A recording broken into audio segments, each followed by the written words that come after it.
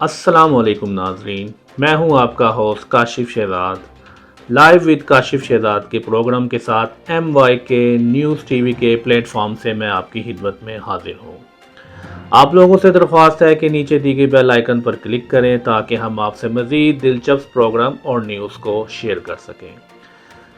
ناظرین، آج کا ٹاپک ہے پاکستان کا 2020 اور 21 کا بجٹ، جو کہ پاکستان میں برسر اقتدار تحریک انصاف کی حکومت 12 جون کو پیش کرنے جا رہی ہے۔ اس سے پہلے کہ میں آپ سے پاکستان کے بجٹ کے بارے میں بات کروں، آئیے جانتے ہیں کہ بجٹ ہوتا کیا ہے۔ تو اس کو میں آپ کو نہایت آسان الفاظ میں بتاتا ہوں کہ جو بجٹ ہے وہ آمدنی اور خرچے کا تخمینہ ہوتا ہے۔ آئیے اس کو آسان اگزامپل سے دیکھتے ہیں۔ لیٹ سے کہ آپ کی آمدنی 50,000 روپیہ ہے اور آپ اس آمدنی سے اپنے گھر کے خرچہ چلاتے ہیں۔ آپ یوٹیلیٹی بلز پے کرتے ہیں، آپ روزمرہ زندگی کے اخراجات پے کرتے ہیں، آپ گروسری کرتے ہیں، آپ کپڑے لیتے ہیں۔ اگر آپ کی آمدنی 50,000 اور آپ جو مہینے میں خرچہ کر رہے ہیں وہ بھی 50,000 روپیہ ہے، تو آپ کا جو گھریلو بجٹ ہے وہ متوازن ہے۔ لیکن اگر آپ کی آمدنی 50,000 اور آپ اس سے زیادہ خرچ کرتے ہیں، لیٹ سے آپ 80,000 خرچ کرتے ہیں، تو 30,000 آپ اضافی خرچ کر رہے ہیں، جو کہ نقصان ہے، خسارہ ہے، ڈیفیسٹ ہے۔ اسی طرح اگر آپ کی آمدنی 50,000 ہے اور آپ 30,000 روپیہ خرچہ کرتے ہیں، 20,000 روپیہ آپ بچا رہے ہیں، 20,000 اضافی جو بچ رہا ہے آپ کے پاس، آپ کی وہ سیونگ ہے، آپ کی وہ اضافی رقم ہے، وہ آپ کا بجٹ سرپلس ہے۔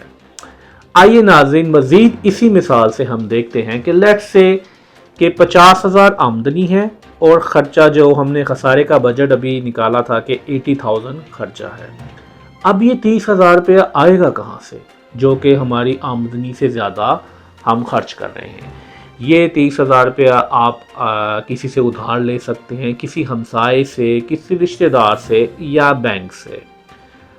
اگر آپ کی یہ عادت ہے اپنی آمدن سے زیادہ خرچ کرنے کی، تو آپ کو ہر مہینے کسی سے قرضہ لینا پڑے گا، قرض بڑھتا جائے گا۔ یہی کچھ حالت ہمارے بجٹ کی ہوتی ہے۔ ہمارا حکومت جو بجٹ پیش کرتی ہے، وہ ہمارے جو اخراجات ہیں وہ حکومت کی آمدنی سے زیادہ ہوتے ہیں، جس کے باعث حکومت کو مالیاتی ادارے جیسے آئی ایم ایف کے پاس جانا پڑتا ہے، اور آئی ایم ایف جو ہے یا جو ورلڈ بینک ہے وہ اپنی شرائط پر قرضے دیتے ہیں، اور پھر انہی کے حساب سے ہمارے ملک کے اندر اکنامک پالیسیز بنتی ہیں۔ تو ناظرین، بجٹ جو ہے وہ ایک فائنینشل پلان ہوتا ہے ایک محسوس مدت کے لیے۔ اس مدت کے دوران اس بجٹ کو دیکھا جا سکتا ہے، اس کا از سر نو جائزہ لیا جا سکتا ہے، اور اس میں ترتیبی یا تبدیلیاں اس کو لا کے اس کو دوبارہ مرتب کیا جا سکتا ہے۔ بجٹ جو ہے وہ گھریلو بجٹ بھی ہو سکتا ہے، جیسا کہ میں نے مثال میں بتایا۔ بجٹ کسی کمپنی کا بجٹ بھی ہو سکتا ہے، کسی ادارے کا بجٹ ہو سکتا ہے۔ اس وقت جو ہمارا ٹاپک ہے وہ پاکستان کی حکومت کا 2020 اور 21 کا بجٹ ہے۔ بجٹ کی 3 اقسام ہیں۔ اگر آپ کی آمدنی اور آپ کے اخراجات برابر ہیں تو آپ کا بجٹ بیلنسڈ ہے۔ اگر آپ کے اخراجات آپ کی آمدنی سے زیادہ ہیں تو آپ کا بجٹ خسارے کا ڈیفیسٹ بجٹ ہے، اور اگر آپ کے اخراجات آپ کی آمدنی سے کم ہیں تو آپ کے پاس اضافی رقم ہوگی، تو آپ کا جو بجٹ ہے وہ سرپلس ہے۔ تو آئیے ناظرین، بات کرتے ہیں پاکستان کے 2020 اور 21 کے بجٹ کی، جو کہ تحریک انصاف کی حکومت 12 جون کو پیش کرنے جا رہی ہے۔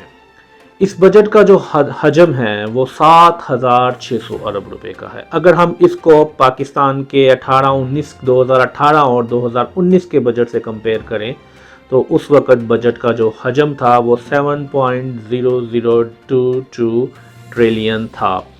اس بجٹ کا جو خسارہ تھا وہ 3.8%، جو کہ 319 ٹریلین بنتا ہے۔ پاکستان کے 2020 اور 21 کے بجٹ میں دفاعی بجٹ میں 10% اضافے کا امکان ہے، جس کے بعد 1400 ارب روپے کا اضافہ ہوگا۔ یہاں ناظرین میں آپ کو تھوڑا سا بتانا چاہوں گا ایک ٹرمینالوجی کے بارے میں جس کو ایڈہاک الاؤنس کہتے ہیں۔ ایڈہاک الاؤنس جو ہے ناظرین وہ ایک عارضی اضافہ ہوتا ہے تنخواہوں کے اندر۔ جب آپ تنخواہوں میں مستقل اضافہ کرتے ہیں تو اس مستقل اضافے کی وجہ سے جو آپ کو مراعات ملتی ہیں ریٹائرمنٹ کے بعد، جیسا کہ پینشن ہے، تو اس میں بھی اضافہ ہو جاتا ہے جو کہ قومی خزانے پر بوجھ بنتا ہے۔ تو قومی خزانے کو اس بوجھ سے بچانے کے لیے ایڈہاک الاؤنس کے نام سے ایک عارضی تنخواہوں کے اندر اضافہ کیا جاتا ہے۔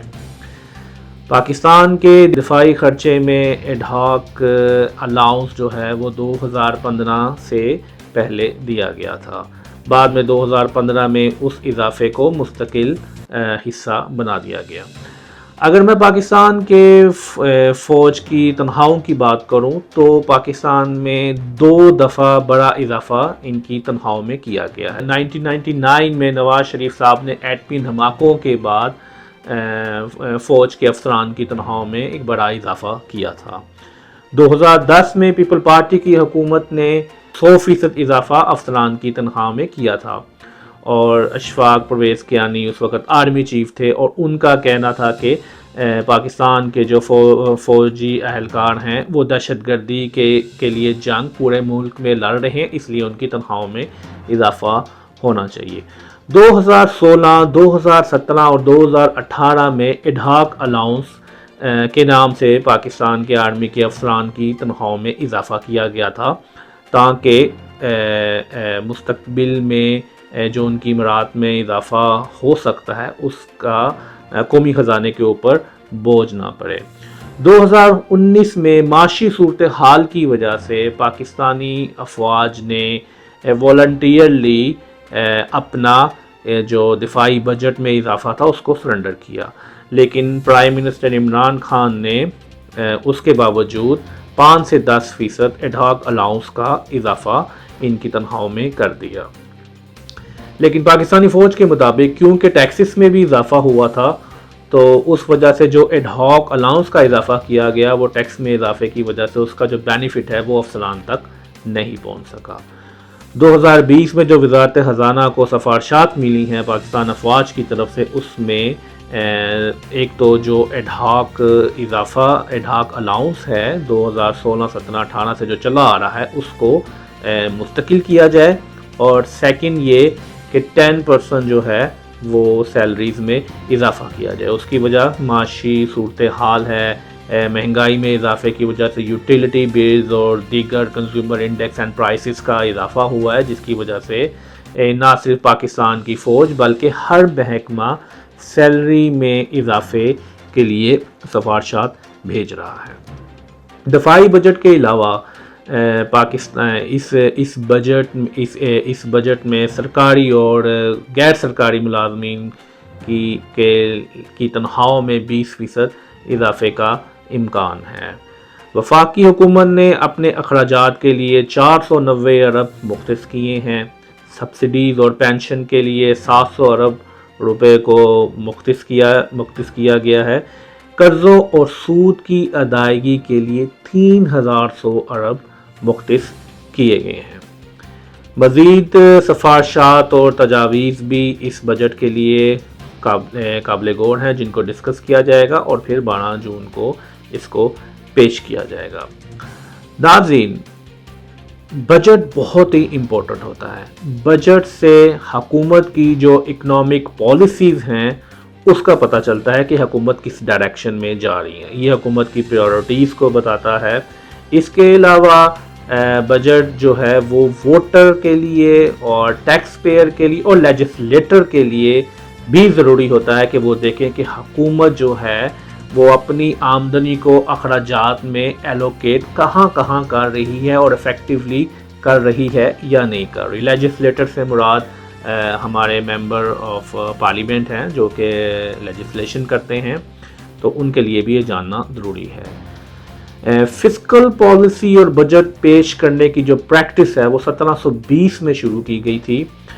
सर रॉबर्ट वॉलपोल जो कि एक ब्रिटिश सियासतदान है और जिनको बरतानिया का पहला डिफेक्टो प्राइम मिनिस्टर भी कहा जाता है, उन्होंने इस प्रैक्टिस का आगाज़ किया था। नाज़रीन, स्क्रीन पर आप लिस्ट देख सकते हैं। ये लिस्ट डिफरेंट ममालिक की है। रेवेन्यू वाइज इसको मतलब कि आमदनी वाइज इसको रैंक किया गया है और इसमें देख सकते हैं कि आमदनी वाइज सबसे बड़ा बजट यूनाइटेड स्टेट का है जो कि 6 मिलियन यूएस डॉलर का है। दूसरे नंबर पर चाइना का 3.3 मिलियन यूएस डॉलर और तीसरे नंबर पर जापान जिसका 1.7 मिलियन यूएस डॉलर। चौथे नंबर पर जर्मनी, पाँचवें पे ब्रिटेन, सातवें नंबर पर इटली जो कि 0.8 मिलियन, जो कोरोना वायरस से इस बहुत मुतासिर हुआ है मुल्क। 10वें नंबर पे आप इंडिया का बजट देख सकते हैं 0.54